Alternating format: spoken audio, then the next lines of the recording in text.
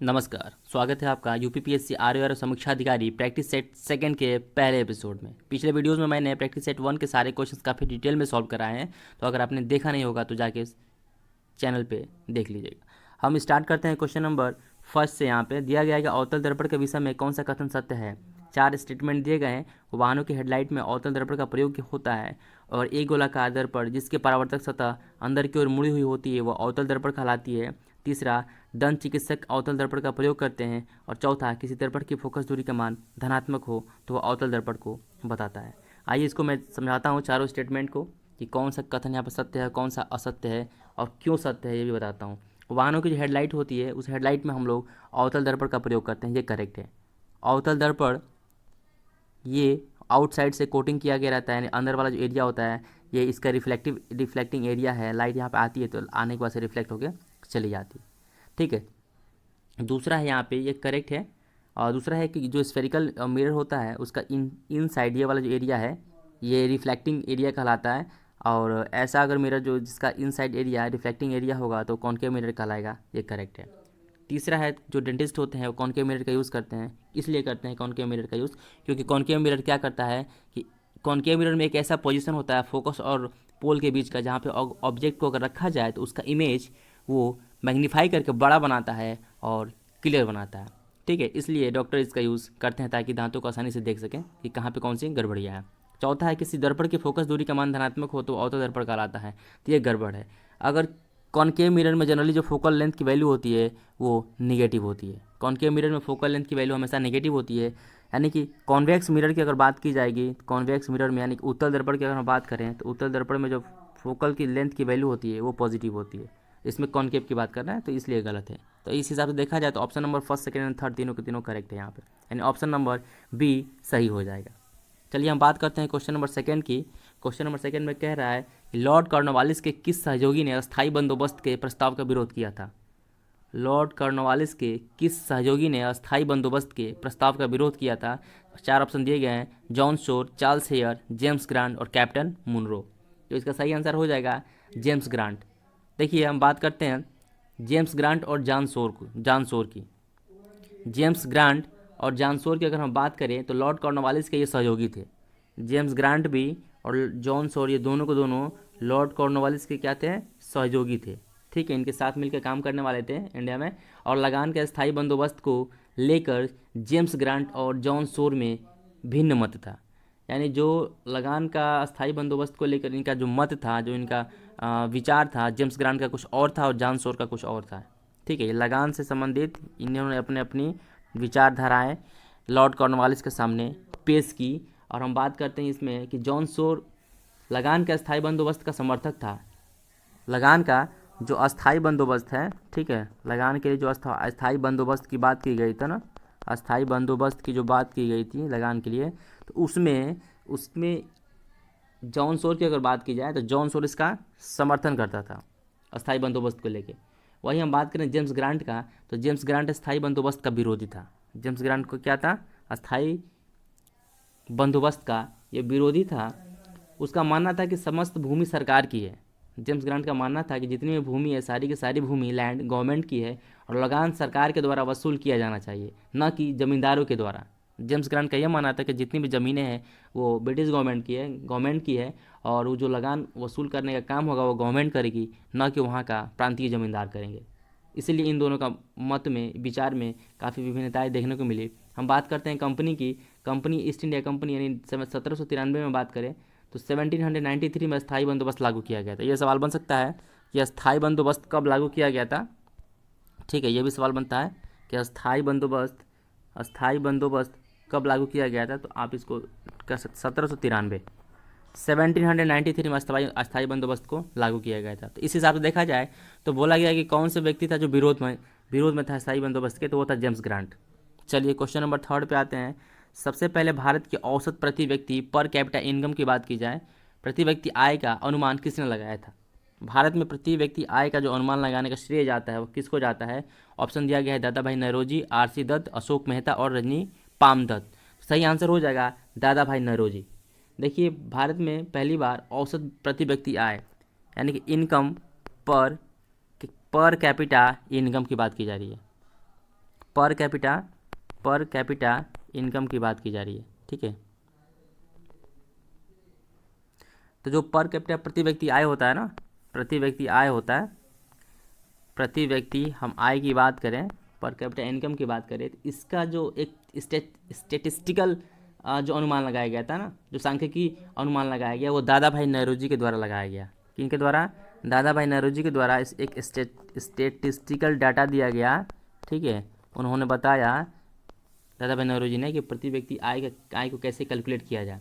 इन्होंने एक the English डेब्ट टू इंडिया नामक पत्र में भारत से होने वाले धन निकासी की चर्चा भी की थी। देखिए, एक पत्रिका थी जिसका नाम था द इंग्लिश डेब्ट टू इंडिया। द इंग्लिश डेब्ट टू इंडिया नामक पत्र में भारत से जितने भी धन बाहर जा रही थी, तो उसका आवागमन जो था, एक्सपोर्ट इम्पोर्ट था, उसके बारे में इन्होंने अपना फैक्ट जारी किया था।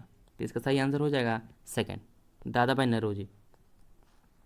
चलिए क्वेश्चन नंबर 4 पे आते हैं।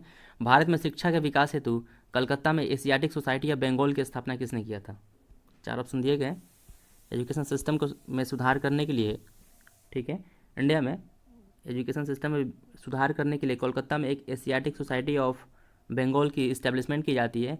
4 ऑप्शन दिए गए हैं, Charles Grant, Jonathan Duncan, sir Charles Wood and William Jones. आपको बताना है चारों में से कौन से ऑप्शन यहाँ पर करेक्ट है, जिन्होंने एजुकेशन सिस्टम पर जोर दिया।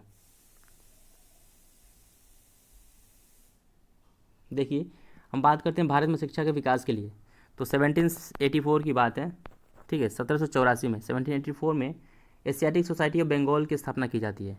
एशियाटिक सोसाइटी ऑफ बंगाल, ठीक है, इसकी स्थापना की जाती है। और इसी संस्था से जुड़े एक विद्वान थे, फिलोसफर थे, ठीक है, जिनका नाम था चार्ल्स विलिकिंस नाम था। तो इन्होंने भगवत गीता का अंग्रेजी में अनुवाद किया था। क्या किया था इन्होंने? भगवत गीता का अंग्रेजी में अनुवाद किया था। तो विलियम जोन्स यहाँ पे क्या हो जाएगा? करेक्ट हो जाएगा। इन्होंने स्थापना करने का जो श्रेय जाता है विलियम जोन्स को जाता है, और भगवत गीता के इंग्लिश में जो अनुवाद करने का श्रेय जाता है वो चार्ल्स विलिकिंस को जाता है। ध्यान रखिएगा। तो ऑप्शन नंबर यहाँ पे जो डी है करेक्ट हो जाएगा। हम बात करते हैं पायरिडॉक्सिन किस विटामिन का केमिकल नेम है? दिया गया B6, B5, B1 and B2। Pyridoxine किस विटामिन का रासायनिक नाम है? ठीक है,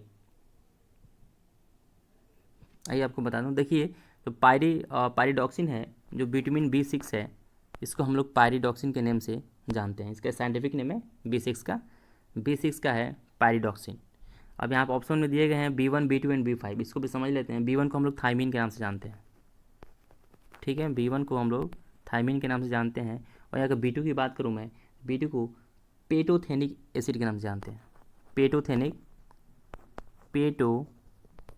एसिड के नाम से जाना जाता है। और वहीं मैं B5 की बात करूँ, B5 को राइबोफ्लेविन के नाम से जाना जाता है। राइबोफ्लेविन। तो ध्यान रखिएगा, ये पायरिडॉक्सिन को हम B6 हम लोग कहते हैं। तो ऑप्शन नंबर ए करेक्ट हो जाएगा यहाँ पे। क्वेश्चन नंबर 6 की मैं बात करूँ, भारत के भाला फेंक एथलीट नीरज चोपड़ा के संबंध में निम्नलिखित कथनों पर विचार करना है आपको, ठीक है। ये स्पोर्ट्स का एक क्वेश्चन है। भाला फेंक की बात की जाए तो इसमें जो नीरज चोपड़ा हैं, इनसे रिलेटेड क्वेश्चन बनाए गए हैं कि कौन से स्टेटमेंट है जो इनसे जुड़ा हुआ है और सत्य है। पहला, नीरज चोपड़ा विश्व एथलेटिक्स चैंपियनशिप में स्वर्ण पदक जीतने वाले पहले भारतीय खिलाड़ी बने हैं।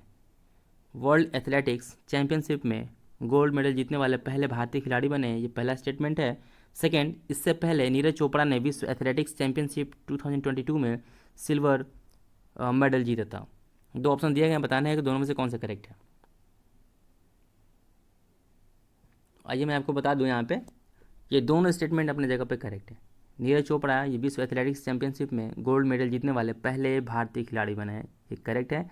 और इससे पहले जो 2022 में जो विश्व एथलेटिक्स वर्ल्ड एथलेटिक्स चैंपियनशिप हुआ था, उसमें इन्होंने सिल्वर मेडल जीता था, ये भी करेक्ट है। आप सभी जानते हैं कि भारतीय भाला फेंक एथलीट नीरज चोपड़ा का नाम, ठीक है, नीरज चोपड़ा। ये विश्व एथलेटिक्स चैंपियनशिप 2023 में अपने दूसरे प्रयास में, सेकेंड एफर्ट में इन्होंने क्या किया, 88 लगभग 17 मीटर, ठीक है, भाला फेंक कर गोल्ड मेडल अपने नाम किया। और गोल्ड मेडल नाम अपने नाम करने वाले पहले भारतीय एथलीट बन जाते हैं 2023 में। विश्व एथलेटिक्स चैंपियनशिप 2023 का मेजबानी की बात करें तो कौन सी कंट्री इसको मेजबानी किया था, तो वो था हंगरी। कौन सी कंट्री था, हंगरी था। हंगरी की कैपिटल है बुडापेस्ट, ध्यान में रखिएगा। तो हंगरी ने इसकी मेजबानी किया और इसका आयोजन नेशनल एथलेटिक्स सेंटर, ठीक है, नेशनल एथलेटिक्स सेंटर की बात करें, नाइक की बात करें, बुडापेस्ट हंगरी में ही स्टार्ट किया गया। शुभंकर की बात करेगा, पूछेगा कि इसका शुभंकर क्या था 2023 का जो विश्व एथलेटिक्स चैंपियनशिप हुआ, उसका शुभंकर था witness the wonder. Witness the wonder, ठीक है, ये इसका शुभंकर रहता। चलिए, इसका आयोजक world athletics Hungary athletics association के द्वारा किया जाता है और टोटल इसमें 49 स्पर्धा शामिल होते हैं। कितने, टोटल 49 कंपटीटर्स शामिल होते हैं।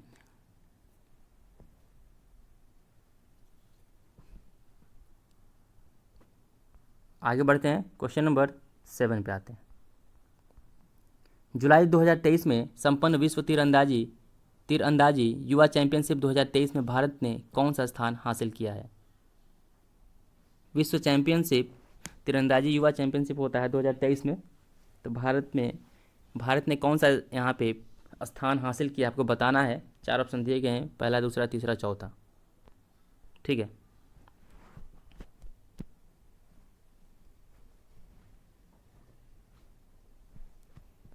आइए इसको मैं बताता हूँ। क्वेश्चन नंबर 7 की मैं बात करूँ, सही आंसर हो जाएगा, इसमें भारत को दूसरा स्थान हासिल होता है।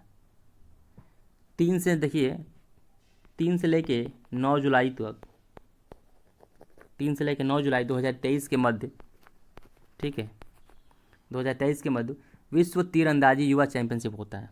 विश्व तीरंदाजी युवा चैंपियनशिप संपन्न किया जाता है, ठीक है।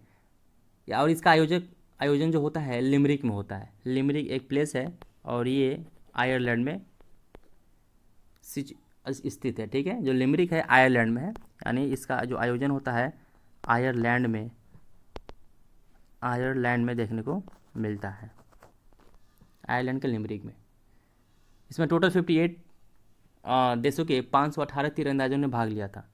58 कंट्री पार्टिसिपेट करता है, जिसमें 58 कंट्री से टोटल 518 तीरंदाज जो है वो पार्टिसिपेट करते हैं और पदक तालिका में भारत को दूसरा स्थान प्राप्त होता है। भारत द्वारा जीते गए जो पदक थे टोटल, अगर ये पूछ देगा कि भारत ने जो पदक जीते उसका क्या क्रम है, गोल्ड का, सिल्वर का एंड ब्रॉन्ज का, किस ऑर्डर में उसको ये पदक मिला है। टोटल 11 पदक भारत जीतता है। 11 पदक में 6 गोल्ड है, 1 सिल्वर है और 1 सिल्वर है और 4 ब्रॉन्ज है। यहाँ पे 6 gold, 1 silver and 4 bronze, total 11 पदक जीत कर भारत दूसरा स्थान हासिल करता है। तो पहले स्थान पर, ये सवाल ये भी बनता है कि पहले स्थान पर कौन था, तो यह इसका सही आंसर हो जाएगा साउथ कोरिया। पहले स्थान हासिल करने वाला कंट्री था साउथ कोरिया, जो इसको भी टोटल 11 पदक ही मिलता है, लेकिन 11 पदक में ये 6 गोल्ड जीता है। 6 गोल्ड है, ठीक है, 4 सिल्वर है और 1 ब्रॉन्ज है।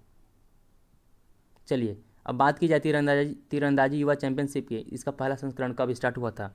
पहला संस्करण स्टार्ट होता है 1991 में, 1991 में। कब होता है, 1991 में पहला संस्करण स्टार्ट होता है। और यही 1991 की अगर बात की जाए तो इसी समय एक मनमोहन सिंह के टाइम पीरियड में, मनमोहन सिंह जब फाइनेंस मिनिस्टर होते हैं तो एक LPG नीति आती है, ठीक है, जो अर्थव्यवस्था से जुड़ी हुई रहती है। चलिए आगे बढ़ते हैं। क्वेश्चन नंबर 8 की बात करूँ मैं, निम्नलिखित में से कौन सा एक रोग और उसके कारक जीव के बारे में सही नहीं दिया गया है। एक डिजीज़ दिया गया है और बताया गया है कि वो डिजीज़ किस माइक्रो ऑर्गेनियम्स के थ्रू होता है, ये बताना है आपको। उसका सही फैक्टर क्या है, सही रीज़न क्या है, ठीक है। दिया गया टीबी है, यहाँ पे मलेरिया है या एड्स है, हैजा है। तो कौन सा एक ऐसा रोग है जो उसके कारक जीव के बारे में सही नहीं दिया गया। टीबी का दिया है माइकोबैक्टीरियम के द्वारा होता है, ठीक है। टीबी का दिया गया है कि माइको बैक्टीरियम के द्वारा होता है, तो ये ऑप्शन अपने जगह पे क्या है, करेक्ट है। टीबी बैक्टीरिया से होता है, उस बैक्टीरिया के नाम है माइको बैक्टीरियम। हम मलेरिया की बात करें तो मलेरिया जो है, ठीक है, जो मलेरिया है वो प्लाज्मोडियम के थ्रू होता है, ये भी करेक्ट है। एड्स की बात की जाए, एड्स HIV के थ्रू होता है, ये भी करेक्ट है। हैजा की बात की जा रही है, हैजा, ठीक है, हैजा की अगर बात की जाए तो हैजा दिया है यहाँ पे इन्फ्लुएंजा के थ्रू, हैजा दिया है इन्फ्लुएंजा के थ्रू, जो कि गलत है। हैजा रोग विब्रियो कॉलेरा नामक बैक्टीरिया के कारण होता है। किसके थ्रू होता है? हैजा जो है एक बैक्टीरिया के थ्रू होता है, जिस बैक्टीरिया का नेम है विब्रियो कॉलेरा। क्या नेम है? विब्रियो कोलेरा, ध्यान रखिएगा। इस हिसाब से ऑप्शन नंबर जो डी हो जाएगा वो करेक्ट हो जाएगा, हैजा इन्फ्लुएंजा से नहीं होता है। चलिए क्वेश्चन नंबर 9 पे आते हैं। निम्नलिखित में से किस प्रक्रिया में अत्यधिक ऊर्जा मुक्त होती है? कौन सा ऐसा प्रोसेस है जिसमें सबसे ज़्यादा एनर्जी रिलीज होती है? आपने साइंस में पढ़ा होगा कि जो एनर्जी का जो रिएक्शंस होते हैं वो एक्सोथर्मिक और एंडोथर्मिक होते हैं। एक में एनर्जी देनी पड़ती है और एक में एनर्जी रिलीज होती है।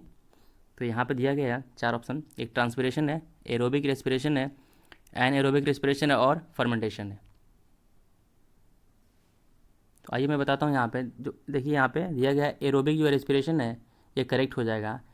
एरोबिक रेस्पिरेशन में, ठीक है, जो एनर्जी होती है वो अत्यधिक मात्रा में रिलीज होती है।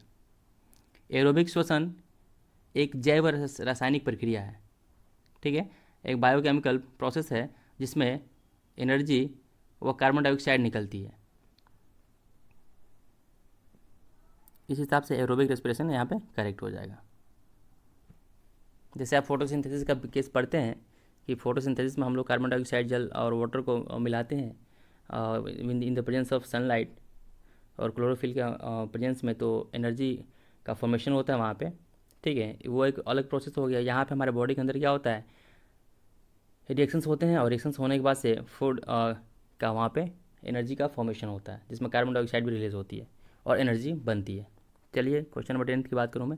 एक महिला की ओर इशारा करते हुए रमन ने कहा कि उसके इकलौते भाई का पुत्र मेरी पत्नी का भाई है। उस महिला का रमन से क्या संबंध है? देखिए ये रीजनिंग का क्वेश्चन है, ठीक है। इसको आप लोग काफ़ी आसानी से कर लेंगे, लेकिन फिर भी मैं इसको एक्सप्लेन कर देता हूँ। इसके लिए आप सिंपल सी बात है, ग्राफ बनाइए, ठीक है। आप ग्राफ बनाएंगे और ग्राफ बना के काफ़ी आसानी से इसको सॉल्व कर सकते हैं। चलिए बता देता हूँ। एक महिला की ओर इशारा करते हुए रमन ने कहा कि उसके इकलौते भाई का पुत्र मेरी पत्नी का भाई है। उस महिला का रमन से क्या संबंध है? ठीक है, तो हम बात कर रहे हैं रमन की। देखिए यहाँ पर रमन को रखिए बीच में, रमन को रखिए बीच में।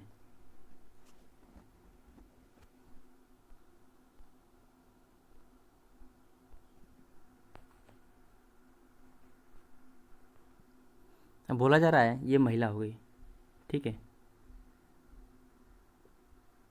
ये हो गई महिला, ठीक। तो महिला के ओर इशारा करते हुए रमन क्या कह रहा है कि उसके इकलौते भाई का पुत्र, यानी इसका भाई आप यहाँ पे लिख सकते हैं भाई, ठीक है, इसके इकलौते भाई का पुत्र, ये उसके इकलौते भाई का पुत्र हो गया, ठीक है। उसके इकलौते भाई का पुत्र की बात करें हम, मेरी पत्नी का भाई है। किन का भाई है? रमन की जो पत्नी है, रमन की जो पत्नी है, इस पत्नी का ये भाई है, ठीक है। ये जो पुत्र है इसकी पत्नी का भाई है। तो इनका यहाँ पे पूछा जा रहा है कि उस महिला का रमन से क्या संबंध है। जो महिला है उस महिला का रमन से क्या संबंध है? 4 ऑप्शन दिया गया कि पत्नी के पिता की बहन, पिता की बहन और पत्नी की माँ, पत्नी के भाई की पत्नी। तो यहाँ पे साफ साफ दिख रहा है ग्राफ के अकॉर्डिंग। अगर आप देखेंगे रमन के भाई के, ठीक है,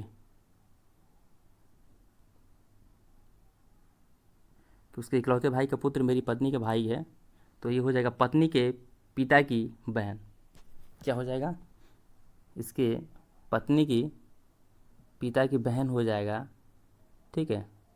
यानी ये जो महिला है ना, उस महिला का रमन से संबंध होगा कि वो उसकी पत्नी की पिता की बहन हो जाएगी। चलिए, तो ऑप्शन नंबर यहाँ पर करेक्ट हो जाएगा।